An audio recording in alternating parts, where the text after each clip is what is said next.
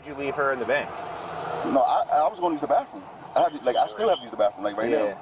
But I was, and I had to get gas. Like if you see, my gas is on like 40 miles. I got like 40, 30 miles. Yeah.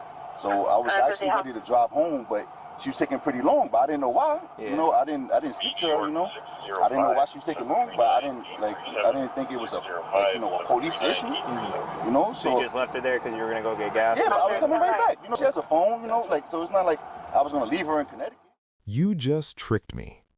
Inside this Connecticut bank, a suspect dressed in full religious robes is actively gaslighting police while committing a felony in progress.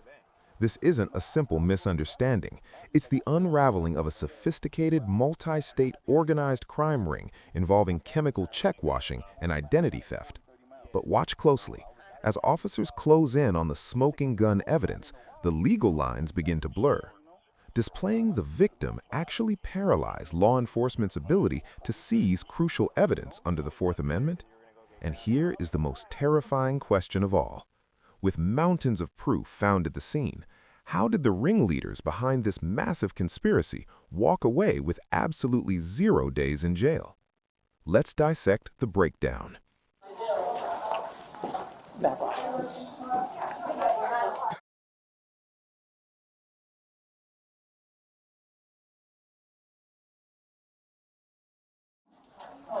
Hello.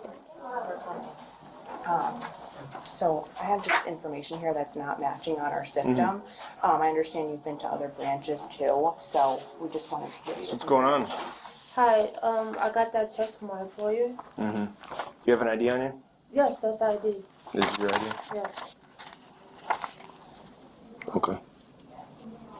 What's your name? Samaya. Your birthday? Okay. Do you have a driver's license? Yes, it's my car. Is it in Connecticut or? Huh? Is My it a car's Connecticut? outside. I know. Is it a Connecticut license or is No, it? I'm visiting family. Where are you from? What state? New York. So it's a New York license? Yeah. Okay. Why don't you just hang tight for a second? Well, which car so we can go take a look? A Honda Civic. Okay. What color? White. White. Okay. So you just came to cash a check from your employer? Yeah. Who's your employer? It's a rent check. A rent check? Yes. It's for my rent. Yeah. Who's your employer though? It's a rent check. No, I get that. But you said it's from your employer, right? Yeah. So who's your employer? I don't understand the Officers enter M&T Bank in Vernon, Connecticut. The bank manager's directive is immediate and sharp. Back office. In the world of financial crimes, this is the universal code for "we have a felony in progress and the suspect is still here." Well, it sounds like they think you might be trying to pass a bad check. No, So, I'm not. okay, so I'm asking who's your employer? Like who gave you the check? It's a rent check. It's for your rent. Yes. Okay. Do you understand my question? Yes, I feel like I don't know what's going on. So I just told you, they called us because they think you're trying to pass a bad check. Okay. So that's what's going on. So I'm just trying to figure out if, you're saying it's just for rent and Yeah. everything like that. I'm just asking who's your employer. It's for rent. Go ahead. I know. You didn't hear you're not getting my question? Someone issued it to you, right? Your employer. Yes. So who's your employer? Like what do you do for work? I'm a receptionist. Receptionist. Okay. Yes. Where do you work? In New York. Okay. There's no Civics out here in the parking lot. If you want her to try again. You drive a different car? No. Okay. So my partner just told me there's not a Civic in the parking lot. I don't understand. You guys are making me like nervous. Okay. Well, it's a simple question. What kind of car did you drive? 28711. A white Civic car. Okay. So where'd you park it? Behind back? Yes. So again, who is your employer that? Here we meet our suspect, Sumaya. Watch her demeanor. She isn't panicked, she's annoyed. When questioned about the check, she immediately stumbles into a classic inconsistent statement trap. First, she claims the check is from her employer. Seconds later, under the slightest pressure, she pivots. It's a rent check. Let's apply Terry versus Ohio here. These shifting stories, combined with the bank's report of a fraudulent instrument, provide the officers with more than enough reasonable suspicion to detain her. She is legally not free to leave. Who's your employer? So your friend left you? Roger, with? I have on the timeline. You want to just tell me what's going on? Obviously, I'm not stupid, you know what I mean? Yeah, I know you're not stupid. I'm not stupid either. Okay. Yeah, make me feel uncomfortable. Well, the car that... But then, the manipulation begins. You're making me feel uncomfortable. This is a textbook deflection tactic designed to put the officer on the defensive. By claiming victimhood, she attempts to shift the dynamic from a criminal investigation to a social grievance. The officer correctly identifies this not as fear, but the arts of thievery. If you are innocent, clarification is your goal. If you are guilty, confusion is your weapon. What's going on? Obviously, I'm not stupid, you know what I mean? Yeah, I know you're not stupid. I'm not stupid either. Okay. Yeah, make me feel uncomfortable. Well, the car that you came in with just got stopped by the state police trying to leave. You know what I mean? Yeah. Probably because you told them that we were here. So you want to tell me what's going on? The plot thickens. The white Civic that dropped her off is gone. This is the moment the investigation elevates from simple fraud to conspiracy under CGS 53A-48. She didn't just walk here, she was deployed here. I'm just going to go off what they said, and that's what, that's going to be that. I'm just trying to give you... You're going to do what you're going to do regardless. No. So you want to tell me about the check, or no? Yes, I was issued that check. Okay. By who? Yeah. By who? It shouldn't be too hard of a question, right? Yeah, I don't feel like... She's texting her co-conspirators. So, can you explain what's going on? We have local branches. I had 2 branches tell me that she had tried to go to their locations and cash the check, and we've already put a fraud alert on because that check does not match any that have cashed out of that account, so we can tell it's a counterfeit check. How do you do that? So we look at images of recently cashed items, and it doesn't match anything. The signature's not a match, so that tells us it's counterfeit. So the signature is not a match to the other checks that have been cashed by this account? Pull one up and print it? Yes. Yes, thank you, Jen. Thank you. Yeah. So, anyway, she came here and you... I saw her walk in, and Yeah. based off the description that Oh, was given, so we you were had given a description. We were all kind of already waiting. previously given Oh my information before she God. even came in about... Yes. Okay. So she went to stores into the town, so she was bound to come in this area, probably. So as soon as she walked in, we called. Okay. And then she was trying to cash this. Yes. And then you pulled up this account's other previous issued checks and the signature doesn't match. Correct. Okay. Yeah, and it's not the right style too. What do you So mean by we can just that? tell, like the security features in a different spot. That's another tell. Okay. Too, or I don't know if it was in sequence. We also look at that. I'm Okay. not sure if it was. Now look at her hands. She is furiously texting. The officer issues a conditional threat. If you pull out the phone again, I'm going to take it. This is a critical tactical error. Under Illinois versus you want to tell MacArthur, me about law the check? enforcement Yeah. has the authority to secure a scene Okay. and seize By who? evidence, including phones, pending a warrant, if there is a reasonable belief that evidence By who? is being destroyed. By warning her shouldn't be instead of part of the seizing the device immediately, the officer is giving her a window to delete threads or alert her co-conspirators. He is negotiating when he should be commanding. She might have gotten away with it at another location. Yeah. Would you be willing to give a written statement about everything you just told me? All right. So, you want to tell me about what's going on, or no? Because what they're telling me is that you've been to a couple other M&T banks already, trying to cash checks, and they turned you away, and they notified other banks, and that this is a different signature than the typical ones on the account, and that the security features are different as well, and then it's out of order. So it's a bad check. Okay? Who are your 3 friends? Smile. Alright, we're done with the phone right now. Why are you doing that? You're done with the phone. Alright. You can either put it down or I can take it as evidence. What do you want to New do? York ID 825. I'm going to either seize your phone or you're going to put it down. Why is my phone Your phone. bothering you? I can take it right from you. You know that? Delta Ocean. Because we're not going to be texting someone else about what's going on, okay? I'm not texting anybody. If you pull out the phone again, listen, I'm not listen. being Stop. You are. disrespectful. Listen. Stop talking while I'm talking. If you pull the phone out again, I'm going to take it as evidence, okay? I promise. Let's cut through the noise and look at the smoking gun evidence that turns this from a nuisance call into a felony takedown. First, we have forgery in first degree. The bank manager provides the critical testimony. The signature is a mismatch, and the security features are physically displaced. Under Connecticut law, simply possessing this instrument with the intent to defraud is the crime. The fact that she already successfully cashed a check at the Coventry branch proves that intent beyond a reasonable doubt. This is larceny by false pretenses. We're not going to be texting someone else about what's going on, okay? I'm not texting anybody. If you pull out the phone again, listen. being Stop. You are. disrespectful. Listen. Stop talking while I'm talking. If you pull the phone out again, I'm going to take it as evidence, okay?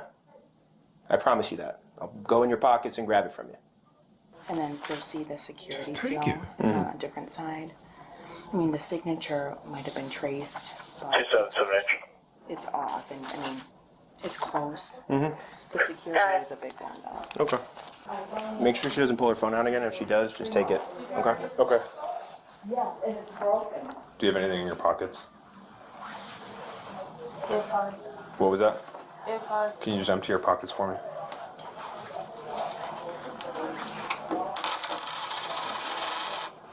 And my phone. Can you put that phone right here?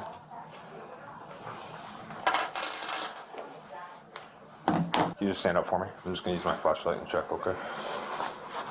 And you have anything on underneath this jacket? Can you just turn and face that way?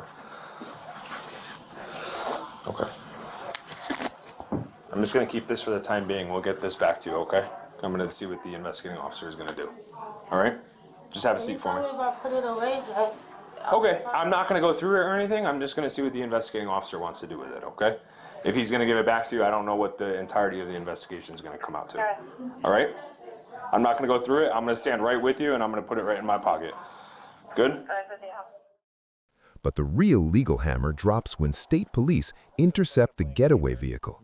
This triggers the automobile exception to the Fourth Amendment, established in Carroll versus United States.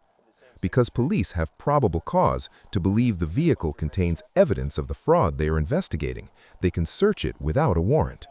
And what they find is a mobile crime lab. They discover blank check paper, pre-signed blank checks, and most damning of all, chemical cleaning agents, likely Clorox or acetone. This confirms the operation is check washing, erasing ink from legitimate checks to rewrite the payee and amount. This establishes conspiracy under CGS 53A-48.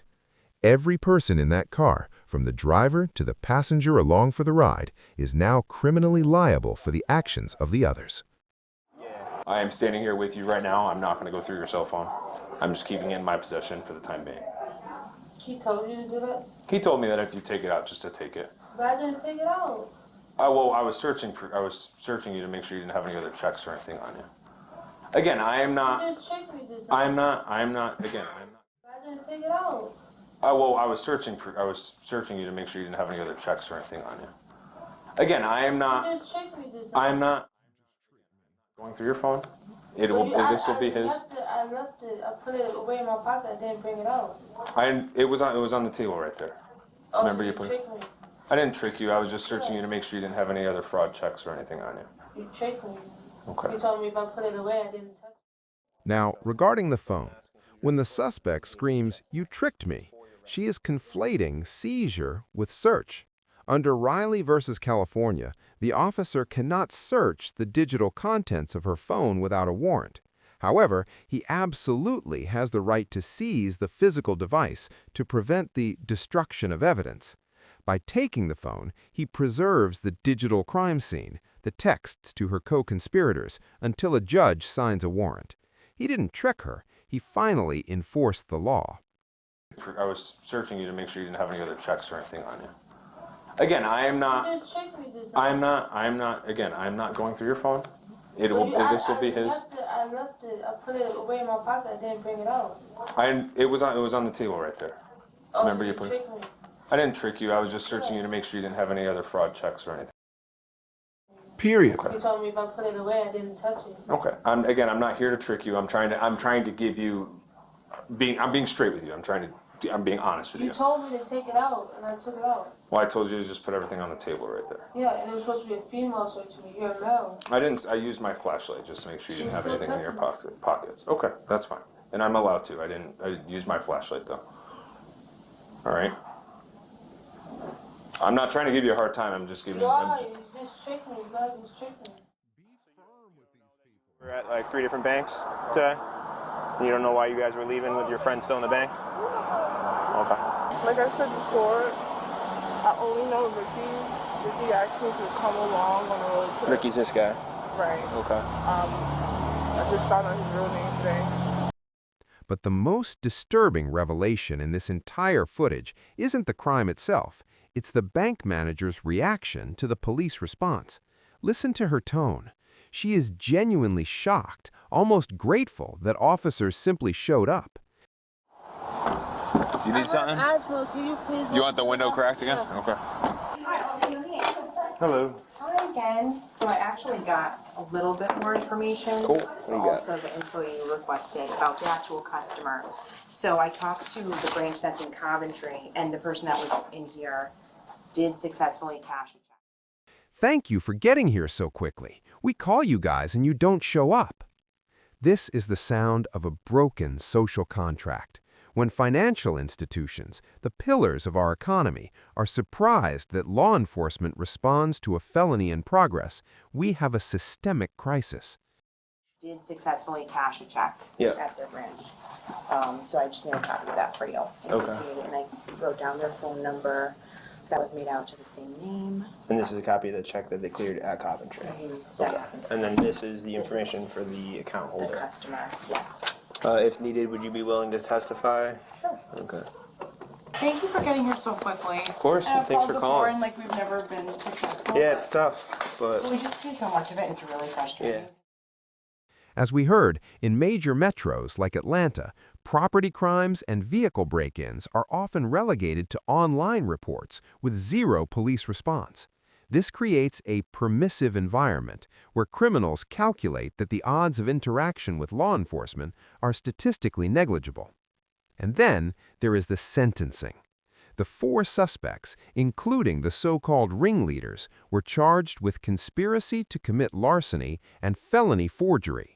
In the eyes of the law, these are severe crimes involving premeditation and sophisticated tools. Yet the outcome? 0 days in jail. This is the ultimate failure. When you have a mobile crime lab, stolen identities, and a multi-state operation, and the punishment is effectively a timeout, the justice system isn't deterring crime, it is incentivizing it. The risk-to-reward ratio is completely broken. Why work a 9 to 5 when the penalty for stealing thousands is a suspended sentence? Thank you for getting here so quickly. Of course, And I've thanks for called before calling. And like we've never been successful. Yeah, it's tough, but We just It's see tough. So much of it, it's really frustrating Yeah. because it's a really negative impact on your customers. And Yep. We don't like to see it, so thank you. thank you.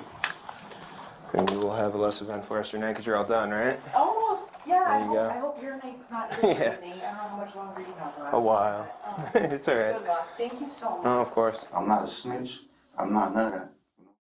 You mean for the other people you're with? Yeah, I'm not making the case. I'm not going to say anything to put anybody else in more hot water.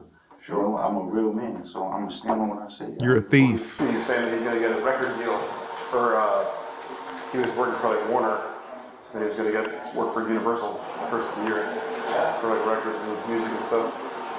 So what the hell are we doing? Seriously, man. You better not leave me here, Ray.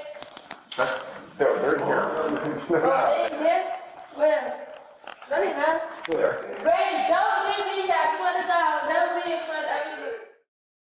Let's render a final verdict on this operation. For the law enforcement officers, I'm giving a grade B-. The coordination between the local PD and the state police to intercept the getaway vehicle was excellent work. That traffic stop secured the mobile crime lab evidence that turned a single fraud charge into a conspiracy case. Ray, don't leave me here. I swear to God, never be in front of you. Huh?